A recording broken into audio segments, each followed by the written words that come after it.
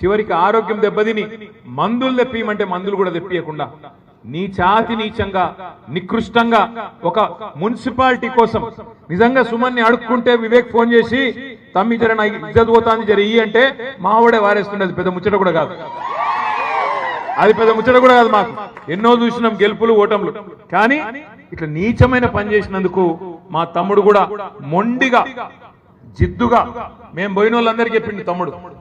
జైలుకు పోతే ఆదిలాబాద్ జైలుకి పోతే మా అందరికి ధైర్యం చెప్పి ఏం చెప్పిండు తెలుసా? అన్న నన్ను ఇక్కడ 16 రోజులు కాదు 20 రోజులు కాదు నేను ఉండమంటే ఇంకో సంవత్సరం ఉంటా, కానీ మీరు మా కౌన్సిలర్లకు ధైర్యం చెప్పండి, మా నాయకులకు ధైర్యం చెప్పండి, మా కార్యకర్తలకు ధైర్యం చెప్పండి. మీరు క్యాతన్పల్లి పోతారా లేకపోతే మా క్యాంపుకు పోతారా, పోయి వాళ్ళ మనోధైర్యాన్ని నింపండి అన్న, వాళ్ళని కాపాడండి, ప్రజాస్వామ్యాన్ని కాపాడండి. ప్రజలిచ్చిన తీర్పును కాలరాసే ప్రయత్నం చేస్తున్న కాంగ్రెస్ ను ఖచ్చితంగా బుద్ధి చెప్పే విధంగా మీరు మా వాళ్ళలో ధైర్యం నింపండి అని కోరిండు తప్ప వేరేదేమి కోరలేదు. వాస్తవానికి ఈ రోజు ఈ రాష్ట్రంలో జరుగుతున్న అరాచక రాజకీయం ఒక క్యాతన్పల్లిలోనే కాదు, రాష్ట్రమంతటా ఇదే నికృష్టమైన రాజకీయం చేస్తా ఉన్నారు. ఇక్కడికి మేము